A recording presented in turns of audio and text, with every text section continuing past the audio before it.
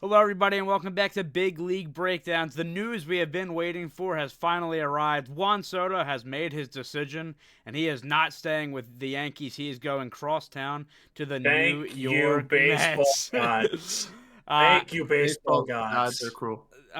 this is breaking news, really. It only happened about 20 minutes ago or so, but he is headed to the Mets on a 15-year, $765 million deal. Will, you can pat yourself For on the back. anyone on Instagram that says I was wrong, I absolutely called this and I'm happy. Yes. Ish. I'm not happy, but I can be at least take that with satisfaction. Was And I at least right in the fact that he doesn't sign with the Yankees? I really Oh, thought you're he was 100% staying there. right. I really was under the firm belief he was staying there, but yeah, I mean, he obviously makes the Mets a scary team right away. The contract could go up to $800 million.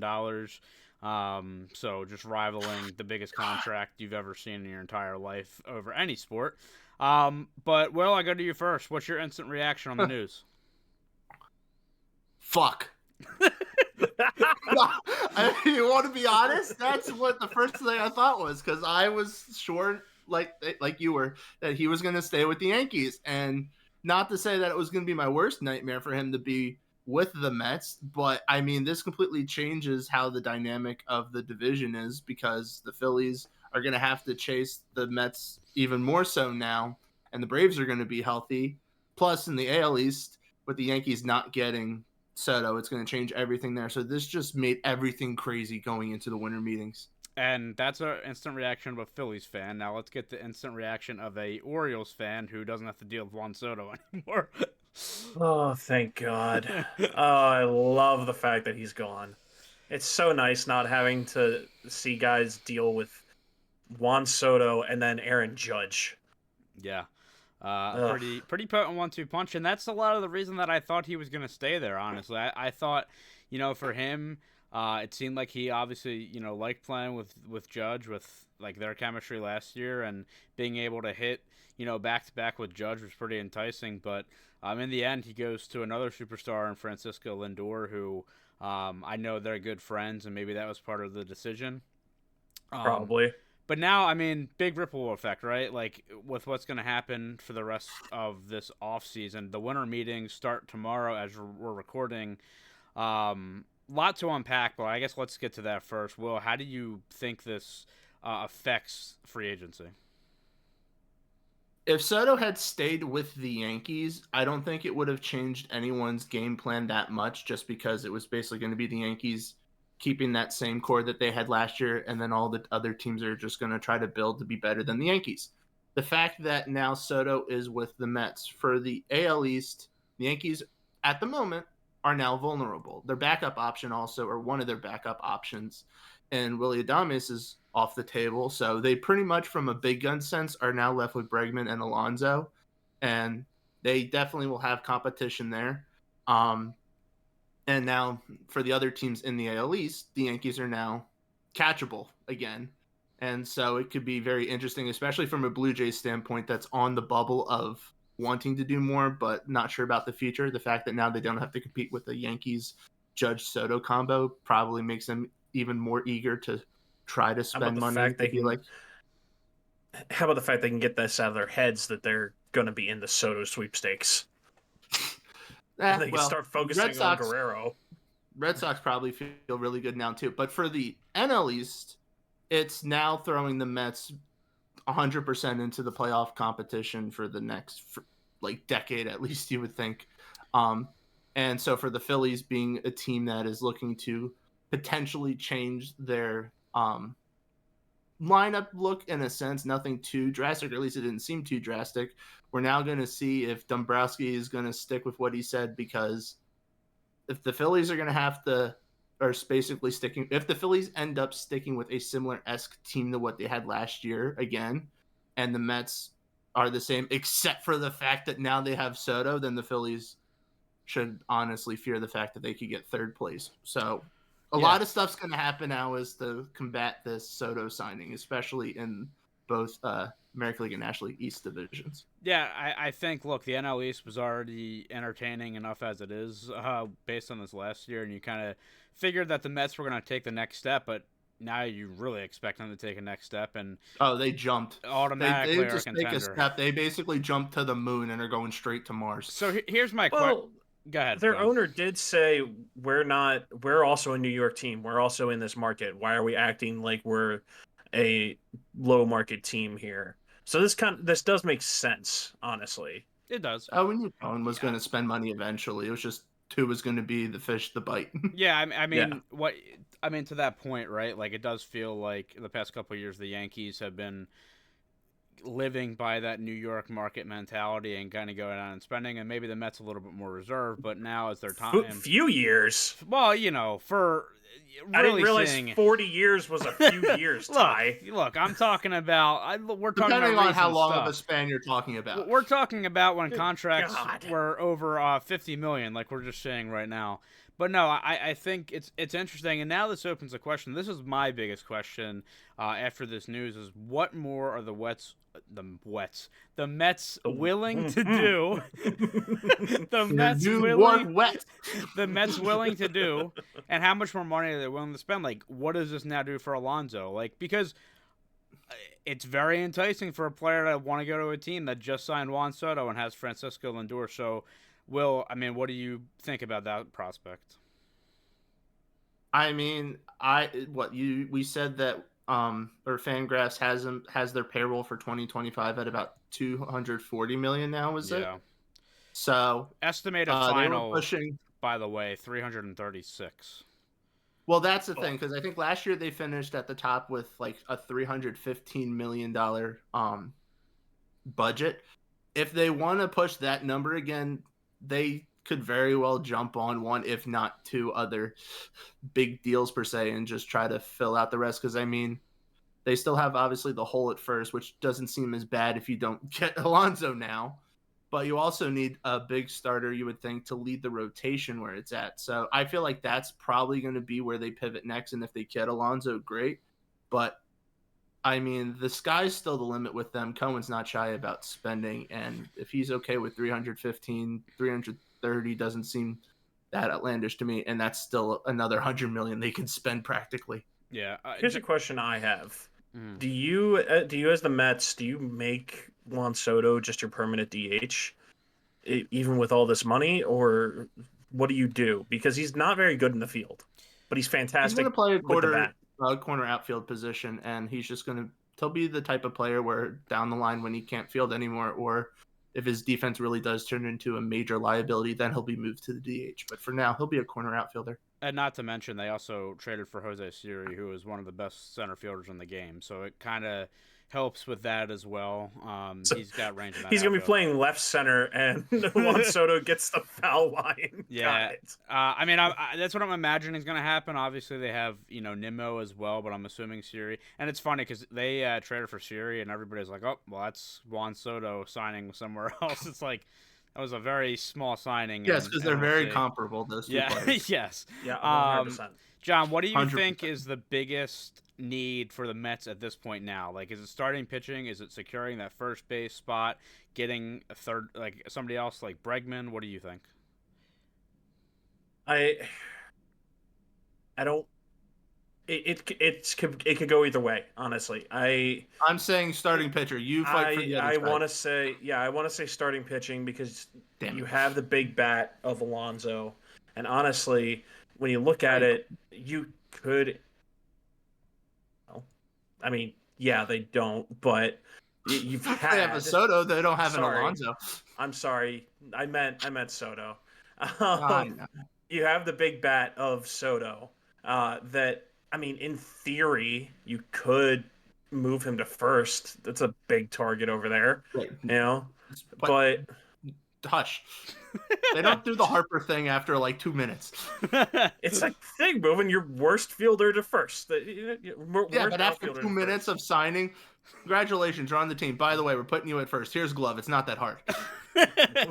Well, just stand there and look pretty. They'll throw the ball at you.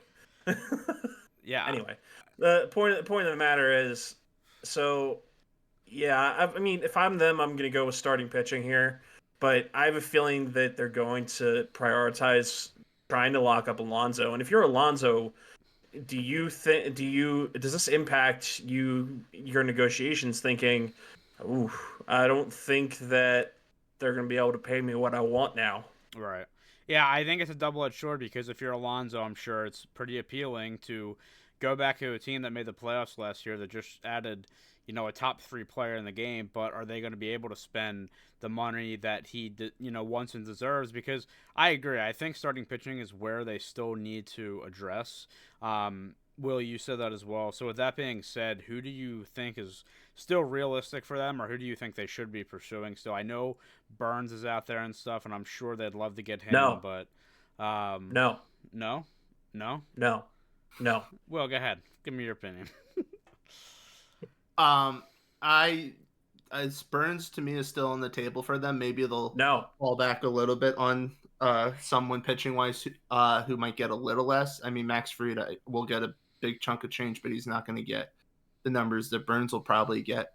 So they might, but they're going to absolutely be picking at the top end of the pitching market for sure. Sasaki's still on the table as well, and he's going to be posted like tomorrow or something. Yeah. So I do think for first base, I'm not going to say Alonso's off the table because anything's possible with Cohen, but I think there's more realistic chance that they're going to pivot to Christian Walker now because Walker is up there in age and is still a very good defensive first baseman. He is really clutch and he's been healthy for the most part of his career except for last year, really. So if you can have someone like that behind Soto that is only going to be probably like 2/3 or whatever of what Alonso gets, mainly because of his age, then I think that's absolutely what the Mets will do. Put the money or the big bucks of what's remaining towards a starter and then kind of fill in where they can at first base, but still reaching for top talent. Yeah, and I think, as you said, Burns still on the table. I think now, like, Sean Manaea coming back seems a lot more realistic. Because, again, I really think there is a huge impact of when you sign a guy like the magnitude of Juan Soto, people want to play with him. People realize what success is about. And I understand that, players want to get their money, get their bag. But at the same time, you can maybe get somebody like him, somebody like Jack Flaherty. If you didn't I think want those to... are fallback options, though, for them. But I do think they're fallback options. And you also got to remember that players get mad, or the players' union gets mad when you don't get as much money as you possibly can. So if you're talking about taking a home team deal, yes, but also at the same time, like, I think there definitely is cases of that, right? Like, you can talk about a lot of different cases. Do I think those guys are fallback options? Yes. But I almost feel like if they were to sign those guys without Soto, that's not great. But now that they have Soto, it's like... If you can't splash to get Burns, I guess it really depends. I will say this: they're going to sign another big free agent, whether that's a starting pitcher, whether that's one of the first basemen. It's going to happen. I would be shocked if it doesn't, and maybe Bregman now, but I think it's more likely. They have Vientos would be the DH, I guess, if you get Bregman. So I don't know. I feel like he's played first a little bit, Vientos, but. Obviously, probably want a bigger bat there, so we'll see what they are looking for trade partners with Brett Beatty. So maybe they and the Red Sox are supposedly still willing to trade Tristan Casas. So there you go. So options for the Mets. Let's flip over to the Yankees, who devastating loss for them. I know Yankees fans were praying for this day. Praying this day wouldn't happen. You guys just threw me off so bad there. We don't feel bad for the Yankees. Oh, okay? I know you don't, and I know Cashman now fears for his job again. Yeah, I mean I know Will has some pent up anger from the years and years of Yankees baseball, but they got to pivot now. Totally. And what is in your opinion their next move? Get Bregman or Alonso very, very quickly. Or both. There you go. That's what the Yankees. I absolutely think they're gonna try to get both at this point. Now that Soto's off the table, there goes having to commit $50 million to a player for 1 year. They could absolutely sign Bregman and Alonso for $25 million plus a piece and still feel fine. And this is where, when you talk about the ripple effect, this kind of comes in big because the Yankees, like you said, do have that $50 million essentially that they can now spend. And we were talking about like teams like the Tigers and stuff with Bregman. At least I was. Um, Alonso maybe going to Houston and stuff, but now the Yankees are going to have to be aggressive now in the market to sign somebody. And I thought it was likely that Teoscar was going to go back to the Dodgers, but now I'm not so sure about that. So maybe he goes there. John, I mean, what do you think? What is their best option at this point? Who do they need to sign? As an Orioles fan, the best option for the Yankees, in my opinion, is to clearly sign nobody. You're fine. Keep going as you are. You're Aaron Boone's a great manager for you, and Cashman's the best GM you've ever had. As somebody who actually pays attention to baseball and knows how this is really going to go, you named Teoscar Hernandez. As much as I hate to say it, Tony Taters. Those outfield options, you have to fill that hole now. And let's be honest, you're losing the bats, so that hurts your offense. But anybody you get is going to be an upgrade on defense. So let's be real there. I guess. All right, but let's look here. I'm going to try to find it quickly, but I want to look back at some of the big names that we talked about before from a top 10 for free agency because. Okay. I will admit, there's what? I already found it. Okay. Well, before you get into that, when I say that, I know that the comment section on IG or YouTube or wherever is going to come at me and be like, "He just won a Gold Glove." Yeah, he won a Gold Glove because he was in pinstripes. Okay, relax. He did not deserve that Gold Glove. This guy is a terrible fielder. All right. Who just got the Gold Glove? Soto. Did he get a Gold Glove? Yes, he did. That's weird. That's weird. It is weird. Right. It's dumb. You want to know why he got it? Because of his pinstripes. So right now, from a top 10 hitters on the free, or I should say top 10 players in free agency, there are still 5 players that are position players. And Alonzo Walker, which Walker's not technically top 10. I think we just kind of bumped him up there because we like him. Bregman, Santander, and Hernandez. We like this guy. He's friend of the show. His mother made the Phillies meatballs. I feel a soft spot for the man. Wait a minute. Did he get sick from that? No. That would be something. It's the other way around. Players have gotten sick from eating all the Phillies cheesesteaks as a visitor. Yeah, anyway, Teoscar Hernandez has already said that he really wants to return to the Dodgers, and he's even thrown the idea that, or at least there have been hints at, that the Red Sox as a fallback kind of interest him because of their history. But I still feel like even with the Conforto signing for the Dodgers earlier today, that Teoscar Hernandez will probably re-sign with the Dodgers, so he's off the table.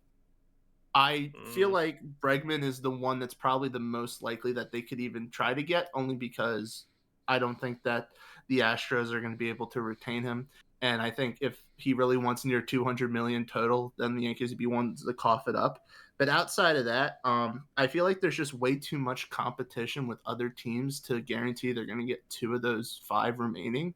So I almost feel like right now, as a Yankees fan, you better hope you get one by the end of the winter meetings. Otherwise, you got to hit the panic button. Yeah, again, this was worst case scenario for them, man. And I, again, didn't. Red Sox are happy. It was definitely a possibility. Orioles are happy. But the whole Tyler O'Neill looking huge now. The baseball landscape is happy. By the way, I just seen a tweet from a great follow and great YouTuber, Foolish Baseball, which was hilarious. Can't believe the Dodgers lowballed Ohtani like that after the Soto signing. That's what he said. That's a great tweet. All right, that's a genuine. Right, I mean, just all right. This is on the end. Ohtani still technically gets the most, aside from defer, if you don't count the defers, because it was 10 years at $700 million. Where Soto's is 15. So there's a little bit of a different look in that sense. Okay, this is a little off topic, but still related. Are we gonna see a $1 billion player in our lifetime? Probably. Yeah, at this point. Because I can understand. Look, I understand Ohtani because he's a two-way player. Clearly deserves that money. 2 ways. You're playing two key positions. You hit, you pitch, stuff like that. This blew it out of the water, and Juan Soto defensively is sus, but offensively is a monster. So what does that mean for contracts now? This is going to get ridiculous. I mean, he is unique in the fact that he is 26 years old and he's had such an illustrious career as he's had so far. So he's kind of checked off what many people would have considered to be a great full career, and he's still going to at least be good for another 10 years. So I think his... For 700 plus? Well, you got to look at it also from an annual... like the annual value for the contract, which is what, about $52 million per year. Based on the way contracts have been going right now, I mean, taking away Ohtani, the highest amount, like on average for a contract is like $45 million a year or something, and it's like Mookie Betts or someone, I forget, or Trout. I thought it was Trout. It might be, I completely forget. But the point is, if the 45 is the current high, and then Soto is a free agent, it was not realistic to see him going over 50 just on the way things had been trending. And the fact that he was so young entering free agency, and also having a bunch of players in recent offseason sign really long contracts, the idea that he was going to get 13 plus years at 50 million per year was not insane at all to think about. And the reason it's just come out to the 765 million is because in 15 years he'll be 41. Is that really old? Yeah, but I mean, given the way he's been playing, you could probably feel like you're going to get at least 2/3 of that contract where he's going to be pretty close to prime, if not prime. Instead of celebrating Bobby Bonilla Day, they'll celebrate Juan Soto Day. Yeah, they're going to make December 8th National Juan Soto Day in Queens. A day that will forever live in infamy. Yankees bid, by the way, $760 million for 16 years. So they were. So he went in the end with what the highest was. Yeah. It's crazy, man. And this. Is he a Boris client? I have no idea. I think he is. I hope not. No, I don't. Well, after this contract, if he is, Scott Boras is the GOAT, I guess. But I mean, Soto got also a $75 million signing bonus. So, like, God. That is just gross money. How do you even? What do you do with that? What do you do? The Pirates. What do you buy with I'm going to bring up the Pirates again. The Pirates haven't spent $750 million in, I think, 20 years. So getting it for one player is insane. I'm talking about their whole team, even the concession stand workers. So this is absolutely crazy. But what do you do with all that money? I don't know. This is a genuine question. You have overseas bank. Yeah, I mean, there's plenty of things. Donate it to charity, aka Pirates baseball. I thought you were going to say pirating money. I mean, it was going to work. Yeah. I think, look. Oh, that's what the Pirates are always trying to do. They're trying to pirate their money. I think, look, at the end of the day, I do think that the Mets are going to look to sign more. I think with a couple more signings, they could be legit contenders. I still think the Dodgers are going to be the cream of the crop. But the fact that you just said that sentence is ridiculous too. Yeah. They just spent $760-some million, and yeah, they can still sign some more guys. Well, I feel like the Dodgers had the $1 billion deal for 2 players last year in Ohtani and Yamamoto. Mets are about to do it again, probably with a pitcher and a hitter. Yeah, ridiculous. It's gonna be crazy when they sign Corbin Burns and Anthony Santander. They don't need Anthony Santander. They don't need Santander. I just wanted to get under John's skin. All right, with that, I think if you guys have nothing else to add, we will sign off here. But big news in the MLB. Shocking news. The Mets get a lot better. The Yankees get a lot worse. We'll see what both teams do for the remainder of the offseason. But that is all for us here at Big League Breakdowns. If you want to follow us on Twitter, you can go to our page at BL_breakdowns, Big League Breakdowns everywhere else. Make sure you subscribe to the channel if you enjoy the content. And maybe you're here because of this video. But with that, that is all. We will see you next time.